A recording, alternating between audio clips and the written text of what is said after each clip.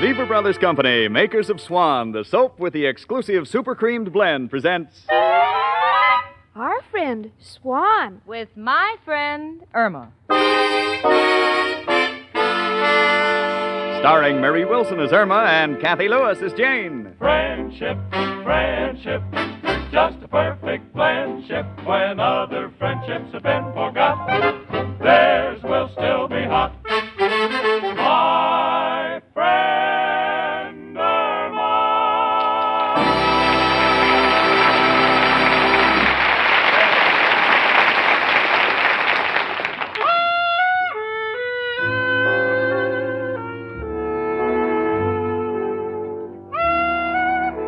Everybody knows that 2 and 2 make 4.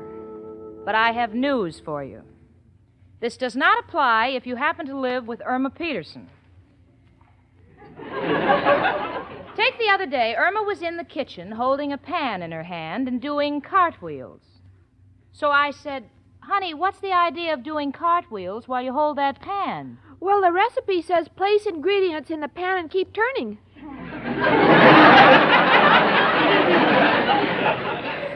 Well, I might give that a second thought, but at the present moment there's no time for it.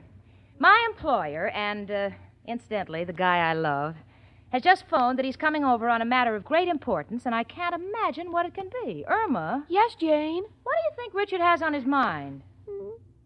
What's the matter, sweetie? You're crying. He's going to propose.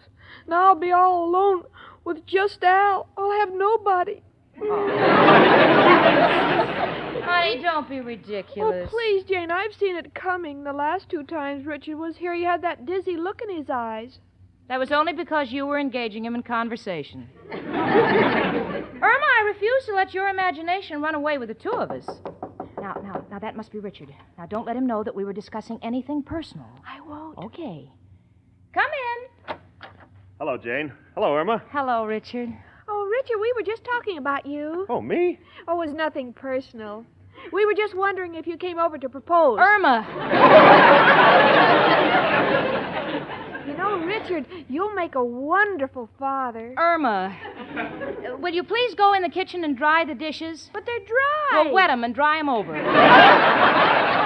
Irma, I have something personal that I'd like to discuss with Jane. Oh, I knew I was right. Something told me. I guess it's my feminine institution.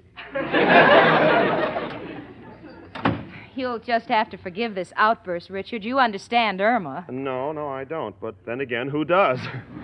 Well, Jane, I've just been on the phone to Washington. You know that block of war surplus buildings that I discussed with you? Yeah? Well, the group that I represent feels that they'd make a wonderful recreation center for New York's underprivileged children. Oh, but Richard, don't you think other interests would want to grab them for commercial purposes? Yes, that's the great danger.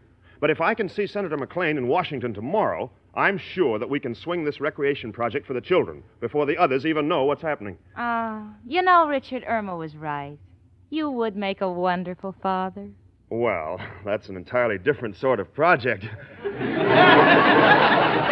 Jane, I'm leaving for Washington in the morning and just for the day, and I'd like you to come along. Oh, I'm practically packed. And I'll help you finish, Jane. Irma, were you listening at the door? Oh, just when it's so important that my trip be kept a secret, too. Oh, I'll keep it a secret. Oh, gee, Jane, I'd love to go to Washington. Oh, but, sweetie, this is a business trip. Oh, but I've never been to Washington. Everyone goes there. Even my graduating class went there. Why didn't you go? I didn't have anything to wear. Besides, I didn't graduate. Oh, please, Richard, can't I go with you and Jane? Well, all right, Irma. I don't mind taking one extra along, and, well, seeing Washington might prove very educational for you. Oh, you're right. Now I'll be able to see for myself the difference in the electricity down there. The difference in electricity? Yes, New York is AC, but Washington is DC.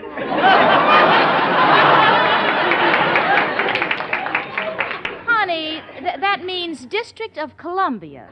Listen, Irma, I don't mind taking you along, but remember that this matter must be kept an absolute secret. This is what we call top-drawer stuff. Don't worry, I'll pack everything. Jane, will you call American Airlines and then try to get reservations at the Statler Hotel for me? All right, Richard, I will. I'll see you later. Goodbye, girls. Bye, Richard. Goodbye. Oh, Jane, I'm so excited. Well, I'm glad, honey. But remember now, no one is to know that Richard is going to Washington. Oh, just have confidence in me, Jane. I think I'll get out my suitcase and pack.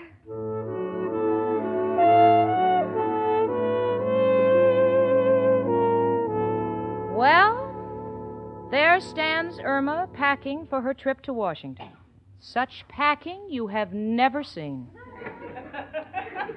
She's using the bag that Al gave her for Christmas. Al says it's airplane luggage. To me, it looks like it was dropped from 10,000 feet.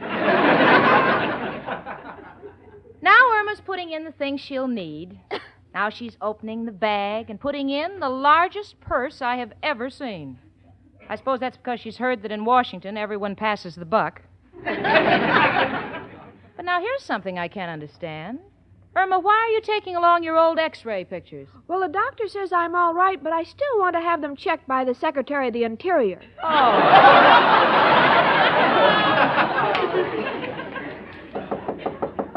Come in. It's only me, Professor Kropotkin.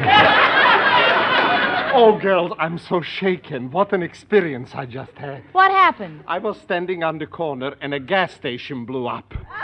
So I ran across the street. As soon as I got there, a great big electric sign falls down from the explosion. So I ran across to the other side. I'm no sooner on the sidewalk than one of the gas pumps comes down and just misses my head. So I ran to the next corner. Oh, that's dreadful. Was there a policeman around? Yeah, I got 3 tickets for jaywalking. What a day. Irma, darling, what are you doing with that suitcase? I'm going to Washington with Jane and Richard. Oh, Irma, why must you broadcast everything? Washington. Janie, do you think it'd be possible for me to come along? Oh, well, Professor, this is a business trip, and Well, I'll tell you what's on my mind. As you know, I have slowly been developing a liking for Mrs. O'Reilly. Yes, we know. We're thrilled about it. Yeah, but we still fight day and night. Now, I have heard that a different environment often makes a change in people. So I was thinking, since you're going to Washington, I would take Mrs. O'Reilly along. Of course, I realize the danger. I'm liable to walk her past the Smithsonian Institute and I'll never see her again. Well, Professor, I can't invite you to join us. You see, Richard's going on a highly confidential type of business, and I just haven't the right to. Oh, I understand, Jenny. Have a nice trip, girls. Mrs. O'Reilly and I can wait. Someday I'll take her to the petrified forest. Maybe there she'll look a little younger. Goodbye.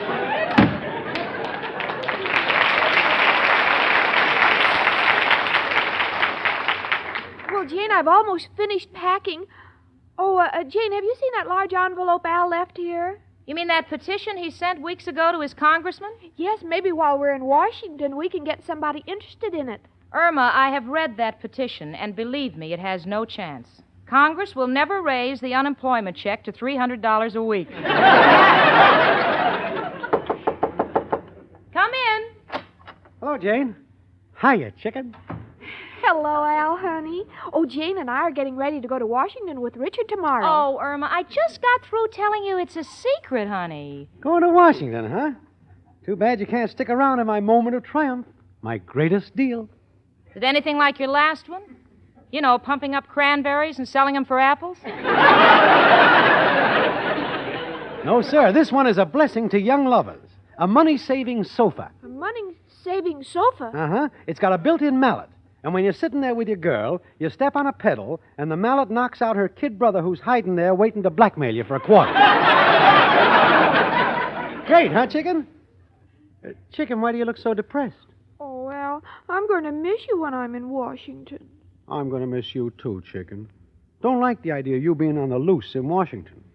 In that confused state that you're always in, you're liable to wind up in some high government position.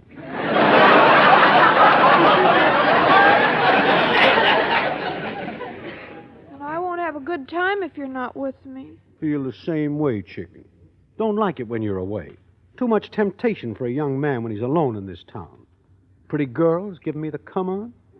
I'm only human. How long can a guy stand in the corner tilting pinball machines? Now listen, the two of you. If all this is for my benefit, you're just wasting your time. This is a business trip, not a convention for the Lonely Hearts Club. Oh, but Jane, we won't be in your way. I know. I'll go with Al, and the professor can take Miss O'Reilly. And we'll meet you when your business is finished. Yeah. Yeah, I don't see anything wrong with that. Richard always stops at the Statler in Washington. You can meet us there at 5. That's the spirit, Jane. And Irma, since I'm your escort, I want one thing understood. What, Al? As long as I'm taking you, I insist on paying my own way. Irma, do you ever get the feeling that you're running around with Diamond Jim Brady? Oh, Jane, you just don't see Al the way I do. I know he has no money or job or future, but I think for a failure he's very successful. Thank you, chicken. Well, I'll break the good news to the professor, and I better start packing. What am I talking about packing? Everything I own, I'm wearing. Well, so long, chicken. See you later. Oh, Al, aren't you going to kiss me? Oh, okay, chicken. Here. Al, why do you always glance from side to side while you're kissing me? An old movie habit. Keep looking around for the usher. Well, see you later, chicken. Oh, gee, Jane, you're making so many people happy with this trip. Thanks, sweetie, but remember now, you're the only one who knows why Richard's going to Washington. And if anybody finds out, those kids will never have a recreation center. Oh, please, Jane, I won't say anything. You yourself have often said when I open my mouth, nothing comes out. Yeah. All right, honey. I'll pack as soon as I get back from the beauty parlor. I better hurry. See you, honey. Hello? Hello, my name is Stanley Adams of the International Press. I understand this is the home of Richard Rhinelander's secretary. Are you she? She? No, I'm not she. This is me. Irma Peterson. Oh, well, could I speak to Miss Stacy? Well, she just went out. Why don't you call when we come back from Washington? Oh, so you're going to Washington. With Mr. Rhinelander, I suppose? Look, don't pump me because I'm not going to tell you about Senator McLean and the underprivileged children. Well, I guess there's nothing more to be said. Got to make the 9 o'clock edition. Goodbye. Goodbye. You'll have to get up early in the morning to fool me, and even then I'm not awake.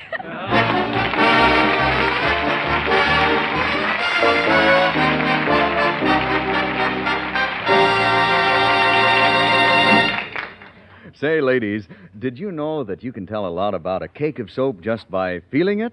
Well, you can. Sure, the next time, run your fingers over a cake of Swan soap. Feel how it differs from other soaps. As Susie Swan says, Swan is really different. The feel of Swan will tell you in a minute. Just feel a cake of Swan and you will see that Swan is different as can be. The reason, friend, it's super cream blend, says Susie. yes, ladies, Swan is the only soap that can give you this exclusive super creamed blend for your complexion care. And when you use Swan, you can tell there's a difference just by feeling that firm white cake. It feels smoother. And when you wash your face, when you smooth that luxurious Swan lather on your skin, you'll see that it feels different, too. Swan lather feels richer, creamier.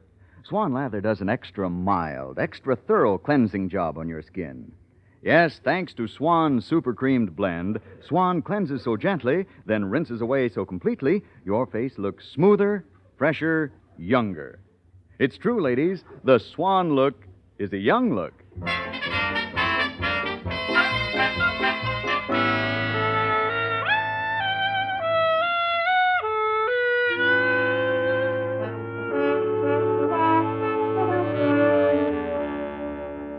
Well, it's morning, and Richard and I have just arrived in Washington, and so far, so good. In a way, I'm happy that Irma and Al and the professor and Mrs. O'Reilly won't bother us for a few hours yet. I know I'd have a dreadful time explaining the sites of interest to Irma. I've already described the Lincoln Memorial to her.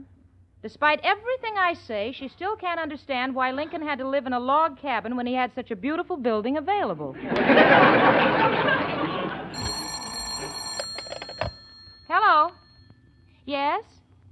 Well, my name is Miss Stacy. Yes, I'm Mr. Rhinelander's secretary. We're trying to contact Senator McLean. Oh, well, I'll try again. No luck, Jane? Same story, Richard. I don't know what to think. Say, do you suppose someone else might have gotten to the senator before us? Oh, no, Richard, I don't see how. Irma's the only one who knows anything about it, and I'm sure she's kept it a secret.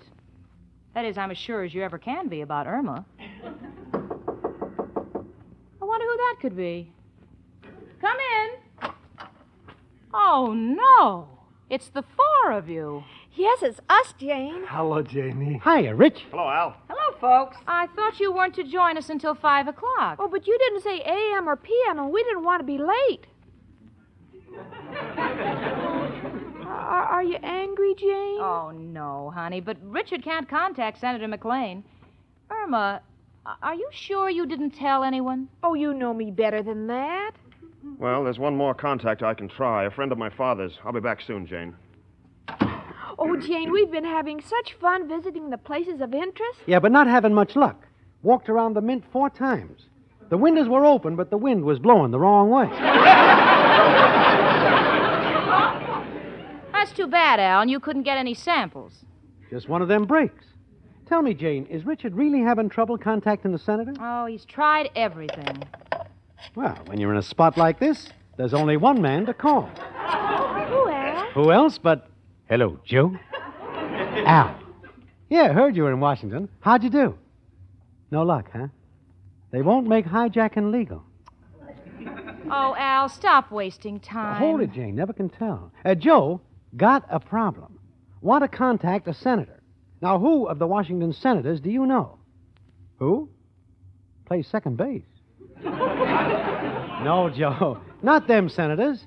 The kind that don't play ball. You know a Senator McLean? Oh, you don't? Oh, what's your hurry, Joe? You got a pose for the government? Oh, they're taking your fingerprints. Well, thanks for trying, Joe. Goodbye. You don't have to tell us, Al. We'll just wait and see what Richard accomplishes.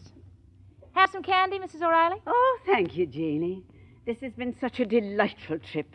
The professor's been so flattering. He keeps admiring me dress. Oh. Well, it is unusual. Thank you. It was my grandmother's wedding gown. It's what they call colonial style. Yes, and there's room enough in the back for Benjamin Franklin to fly his kite. Oh, isn't he the kidder? When we were at the statue of George Washington, the guide said, "This is the father of our country." And the professor pointed to me and said, "Meet his mother."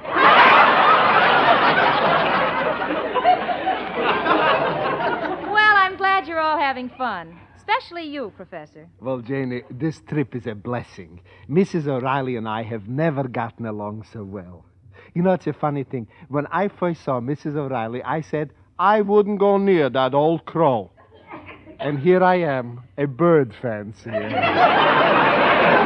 Oh, Professor, you make me feel like a girl again. How do you like that? In 1 minute, I knocked off 100 years. Seriously, Mrs. O'Reilly, the reason I'm getting to like you is because we see more eye to eye. Like when we visited Congress, you said the Republicans were saving this country. I said no such thing. I said the Democrats were saving it from the Republicans. Now, wait a minute. You mean to stand there and tell me that the Democrats ever had one man to compare with Dewey? Well, I don't think he should be president just because he once captured Manila. Keep out of this, Irma. Mrs. O'Reilly, you mean I brought you down here all the way to Washington to find out you're a Democrat? And what's wrong with being a Democrat? I happen to know a few things about these matters. Oh, you do? Yes, I do. Look, Mrs. O'Reilly, don't think you know everything about politics just because you helped Betsy Ross make the flag. Why, you old broken-down fiddle player, you. Me you call broken down? Why, Humpty Dumpty with 6 unions couldn't put you together again. Why, you... Go ahead, say it. For goodness sakes, please, we'll be thrown out of the hotel. Well, she's not going to talk to me that way. I'm getting out of here. And so am I. And, Professor, if you ever dare talk to me again, I'll split your ticket.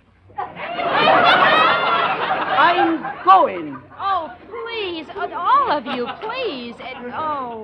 Jane, Richard, you're white. What's wrong? look at this newspaper headline. Let me see it. Richard Rhinelander arrived in Washington to negotiate for purchase of a group of war surplus buildings. Oh, how awful. Oh, who could have Well, the article is bylined by a New York reporter, Stanley Adams. Oh, what a coincidence. That's a nice young man who phoned me. Irma. Oh, no. You didn't tell him Richard was coming to Washington. Well, I didn't say on what plane. Oh. Chicken, I know you're the champ at messing things up. But what are you trying to do? Make the Olympic team? I didn't mean anything. Oh, Irma, now the whole recreation project is ruined. Someone else will beat us to it. No, it's not my pride that matters. It's just all those kids. I don't know why you all have to pick on me. Other people do things wrong. After all, this is Washington. Now, honey, there's no sense in crying over spilt milk. Go ahead, blame that on me, too. Goodbye, all of you. I think I'd better go after her. If she ever gets in that Pentagon building, she'll be 60 years old before we find her. No, Al, let her walk it off. She'll feel better. Well, I guess we can catch the next train. There's no sense in trying to see the senator now.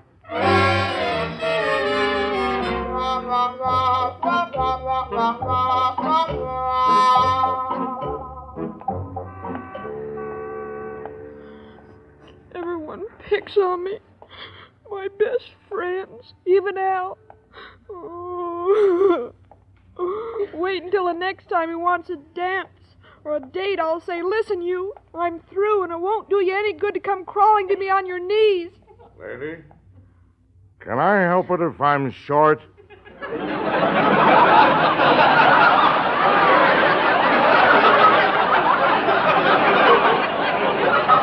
Sorry. I was talking to myself. Oh, what's this place? The Ford Theater. Oh, mister, Yes, miss? what's playing here? Playing. Madam, this is the Ford Theater. It's now a national museum. Here is where Lincoln was shot by John Wilkes Booth. Now, would you like to go in? No, thank you. I'd rather wait until the picture changes.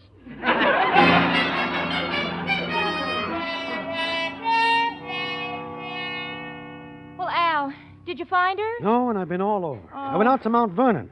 I think she might have been there because they said a blonde girl dropped in, said she wanted a pound of Martha Washington candy.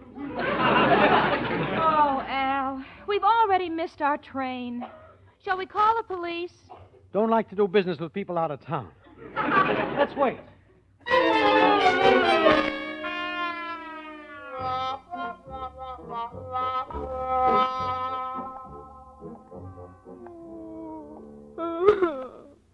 What's the matter, lady? Are you lost?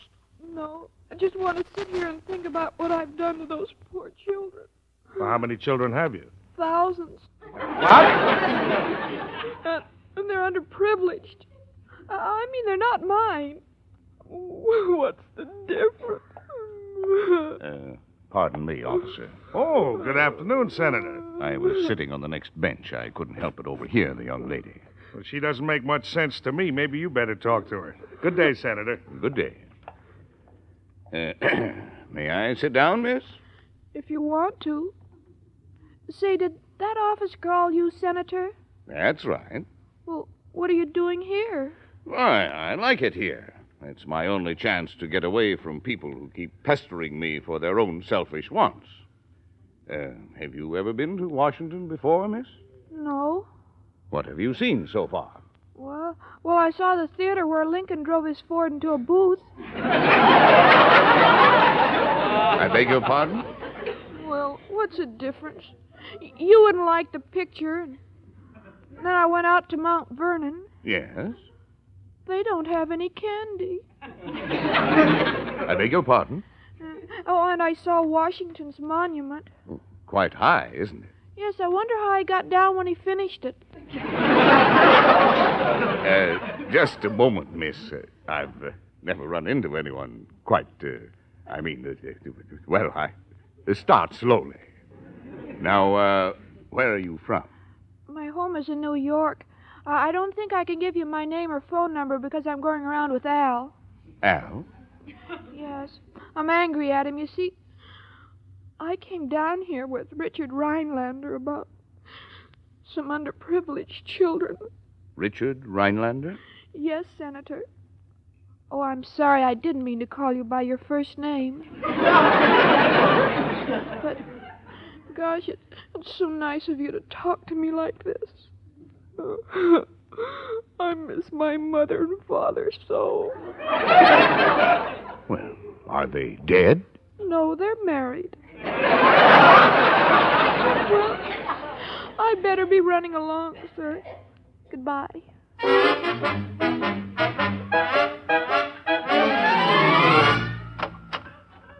Hello, everybody. Oh, honey, for goodness sakes, where have you been? Oh, nowhere in particular, just killing time. Talking to a nice man. Oh, well, I'm relieved. We've been waiting for you. Well, come on, Richard. We're set. All right, let's go. Oh, that darn phone. Hello? Mr. Rhinelander? Yes? This is Senator McLean. Oh, yes, Senator. Well, I've been trying to reach you all day. Well, I thought it was another favor seeker, but now I know differently. I see your message here, and I want you to have those buildings for the Children's Recreation Center.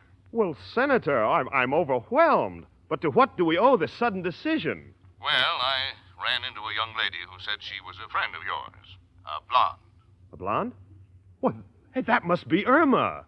I don't know how she got that way. But we must never let it happen to any other New York child. The deal is yours. Goodbye.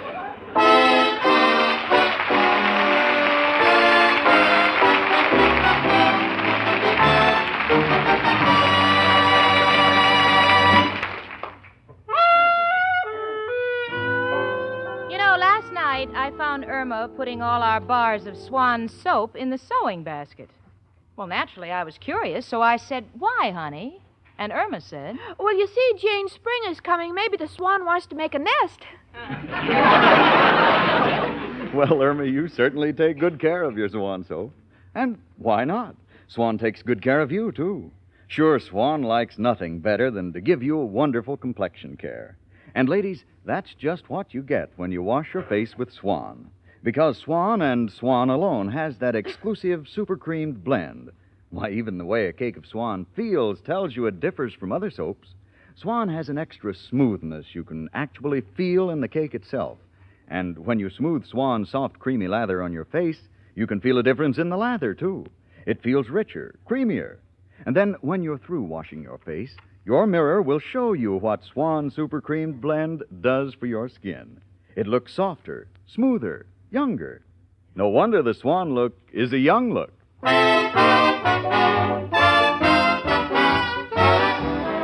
My Friend Irma, presented by Swan, another fine product of Lever Brothers Company, was produced by Cy Howard. Tonight's script was written by Cy Howard and Park Levy and starred Marie Wilson as Irma and Kathy Lewis as Jane. The part of Professor Kropotkin was played by Hans Conried. Friends, we all know that the Red Cross has a bigger job to do than before the war. Did you know, for example, that today the program for veterans alone is nearly 12 times greater? For the armed forces, nearly 5 times greater? Well, those are a few of the facts, a few of the really serious problems the Red Cross must meet. Yes, this year the Red Cross needs $75 million to bring help and relief to millions of people. So please give generously. Frank Bingman speaking.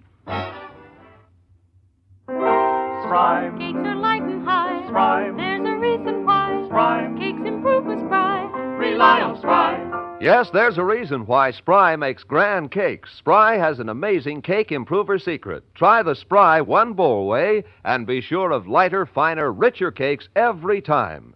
No other type of shortening has Spry's cake improver. For new cake-making success, try Spry, the pure all-vegetable shortening. Rely on Spry. S-P-R-Y. Rely on Spry. S-P-R-Y.